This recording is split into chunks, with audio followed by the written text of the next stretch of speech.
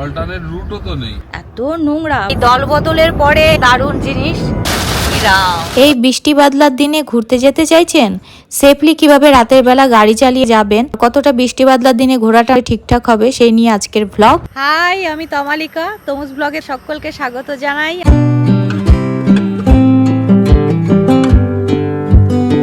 সবাই কেমন আছেন? অনেকদিন পর আরেকটা ভিডিও শুরু করতে যাচ্ছি। কোথায় যাচ্ছি আস্তে আস্তে বলবো। তো এখন বাড়ি থেকে বের হলাম, চলুন যেতে যেতে রাস্তাটা এনজয় করতে করতে যাওয়া যাক।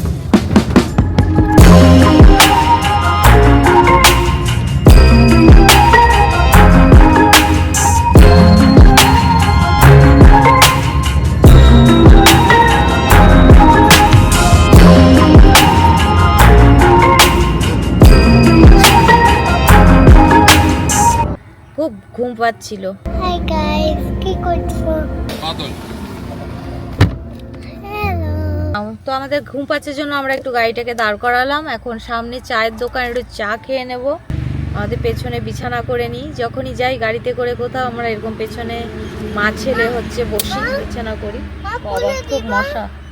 হ্যাঁ খুলে দিচ্ছি।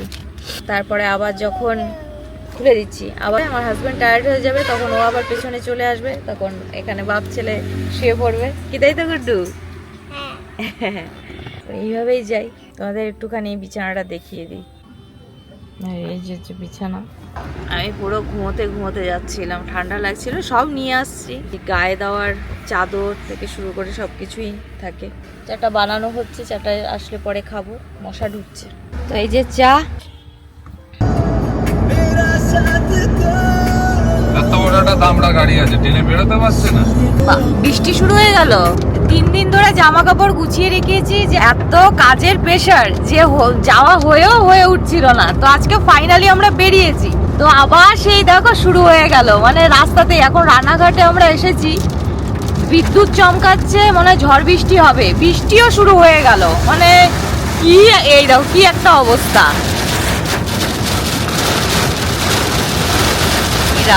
কোথাও দাঁড়িয়ে যাও, বুঝলা? এইভাবে যাওয়া যাবে না। না না,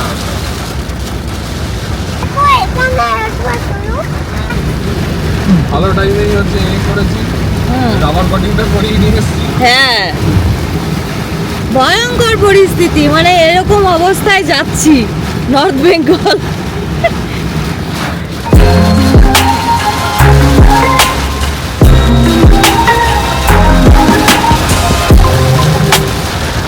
দেখি কত দূর যেতে পারি। মনে হয় কোথাও দাঁড়াতে হবে আমাদের, না হলে এইভাবে তো যাওয়া সম্ভব না। শান্তিপুর ঢুকে যেতে হবে। হ্যাঁ, শান্তিপুর ঢুকে যেতে হবে, এইভাবে যাওয়া সম্ভব না, খুব খারাপ অবস্থা।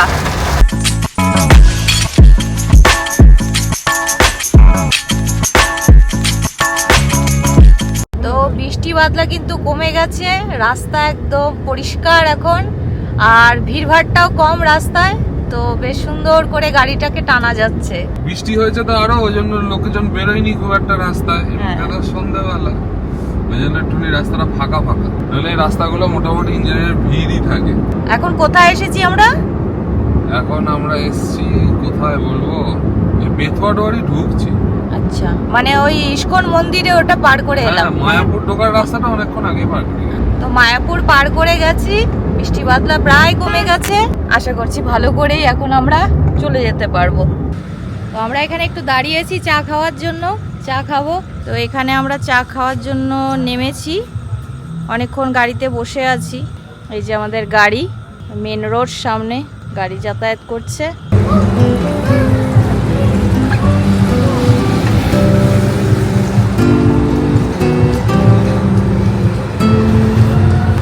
ঘুরতে বেরিয়েও শান্তি নেই, অফিসের কাজে ব্যস্ত। এত অফিসের কাজে ব্যস্ত, মানে কদিন ধরে, মানে আমরা বেরোবো করে বেরোতেই পারছিলাম না। 3 দিন ধরে পুরো গোছানো হয়ে আছে জামা কাপড়। আজকে ফাইনালি বেরোলাম। রাত জেগে জেগে কাজ করছে, বলছে হয়ে গেছে চলে যাব, হয়ে গেছে চলে যাব, কিছুতেই হচ্ছে না। এখনো দেখছি তাই, মানে যাচ্ছি এখনো অফিসের কাজ। কি আবার অফিসের কাজ? না না, তাহলে আমার না, ওদের কি হচ্ছে না বলছে, বললাম দেখো।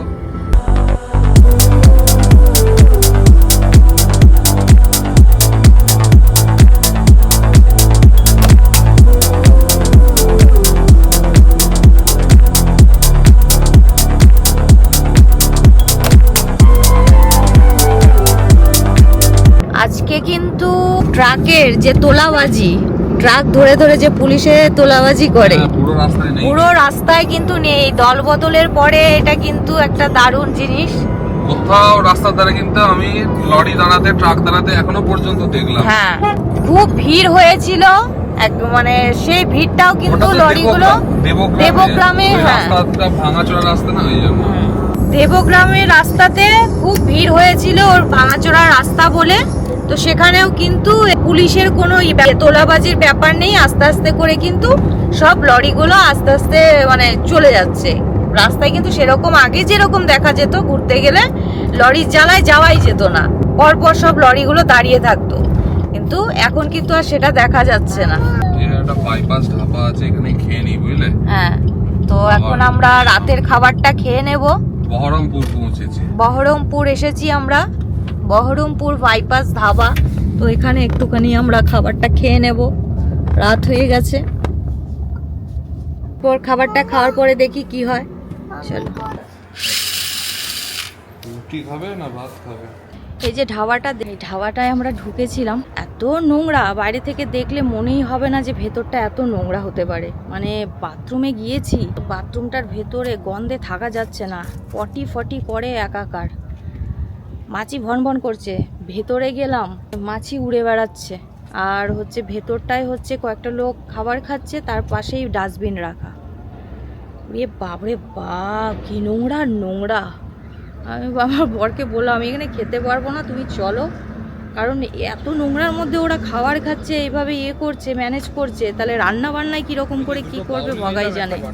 ঠিক আছে, যারা এদিক দিয়ে আসবেন, এই ধাবাটার নাম হচ্ছে বহরমপুর বাইপাস ধাবা। হ্যাঁ, গালি দেন যাই দিন, মানে মেয়েদের মানে বাইরে গেলে যে বাথরুমটা একটু নোংরা হয়, ঠিক আছে, সব জায়গায় একদম ঝাঁচকচকে বাথরুম থাকে না, বাইরে বেরোতে গেলে একটু একটু নোংরা হয়, ওটা ম্যানেজ করে নেওয়া যায়, কিন্তু এখানে মানে থাকা যাচ্ছে না, এত নোংরা, মানে ভেতরে ঢোকা যাচ্ছে না। এখন একটা ভালো ধাবা দেখে ঢুকতে হবে, খিদে পেয়েছে, খাবার খেতে হবে। গুড্ডুকেও খাওয়াবো, অনেকটা দেরি হয়ে গেল, রাত্রি 10টা বাজে। আপাতত একটা আইসক্রিম খাচ্ছে, কেমন আইসক্রিম খাচ্ছে দেখ এদিক।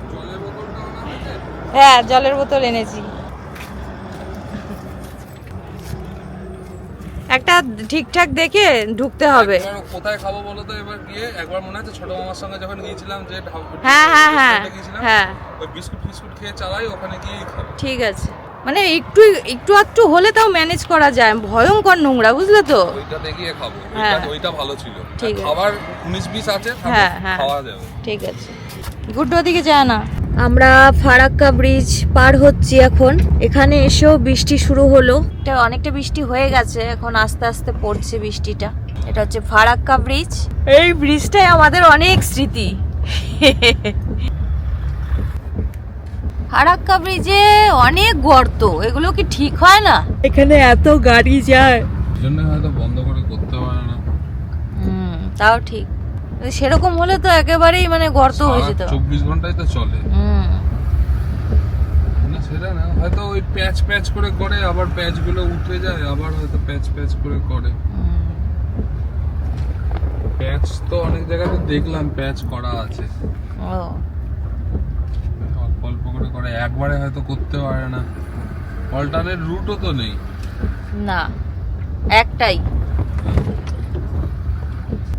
সব ট্রাক গুলো যাচ্ছে আসছে। ওই দিকটা দিয়ে কিছুক্ষণ আগে ট্রেন গেল। তো রাত্রি 12:51 বাজে। সেই যে আমরা ফারাক্কা থেকে, মালদা থেকে, বহরমপুর থেকে আসছি, সেভাবে ভালো কোনো হোটেল বা আশেপাশে দেখতে পেলাম না। যাও বা দেখতে পেলাম একটা দুটো, তাও খাবার শেষ। এখন আমরা কোথায় এলাম? পারদেশি ধাবা। এবার এখন আমরা এলাম পারদেশি ধাবায়। এখন এখানে ভাত মাংস আছে বলছে, তো এখন নেমে খাবারটা খাবো। প্রচুর খিদে পেয়েছে, পুরো নেতিয়ে গেছি। ছেলে আমার তো ঘুমিয়েই পড়েছে, ঘুম দিয়ে উঠলো। এই হচ্ছে পারদেশি ধাবা, এখন এখানে খাবো আমরা। তো এই যে খাবার চলে আসছে, এটাই ওদের কাছে এখন ছিল, চিকেন, ভাত, আলু ভাজা, ডাল। তো এখন খাবারটা খাই। আর যেতে হবে না, ড্যাডুকে সারা গাড়ি চালাতে হবে। এই যে ধারা তো, তুই মাঝখানে বল। ওই তো খেলা আমি মাইকে দিচ্ছি।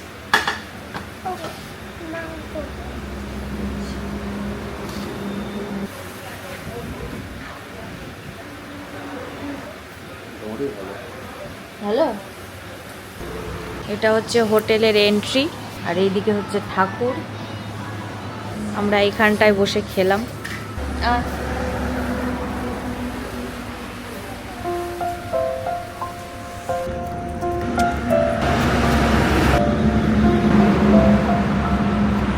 তো আমরা এখানে খাওয়া দাওয়া করলাম, খাওয়া দাওয়া হয়ে গেল। বাথরুম টাথরুম খুব পরিষ্কার, এখানে বাথরুমগুলো পরিষ্কার। না এমনিই ভালো, হ্যাঁ হ্যাঁ খাবারটা যে দাম নেয় সেই হিসাবে হ্যাঁ, খাবারটা অতটা দামটা অতটা কত নেই। 510 টাকা দুটো হ্যাঁ। ভাত দিয়ে। দুটো ভাত, চিকেন, ঠিক আছে। Yes! কিন্তু পরিষ্কার তো পেয়েছি, এটাই অনেক। আমার কাছে পরিষ্কারটা ব্যাপার।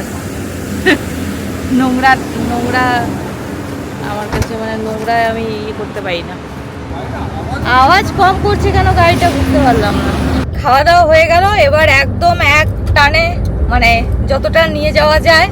মাঝখানে যদি ঘুম পায় তাহলে আমাদের কোথাও পেট্রোল পাম্পে বা কোথাও হোটেল ভাড়া করব না এর জন্য। তারপর মাঝখানে আমরা একটুখানি গাড়িতেই ঘুমিয়ে নেব, তারপর একদম চলে যাব। বন্ধ করে দাও আলোটা। তো আমরা পেট্রোল পাম্প পেয়ে গেছি। হ্যাঁ, আমরা পেট্রোল পাবে ঘুমাই নিচ্ছি। তো এখন আমরা একটু পেট্রোল পাম্পে ঘুমিয়ে নেব। পেট্রোল পাম্প পেয়ে গেছি। আসলে ভাতটা খেয়েছি তো, ভাতটা খেয়ে ঘুম পাচ্ছে, এখন একটু ঘুমিয়ে নেব। এটা আমার গাড়িটা দেখো।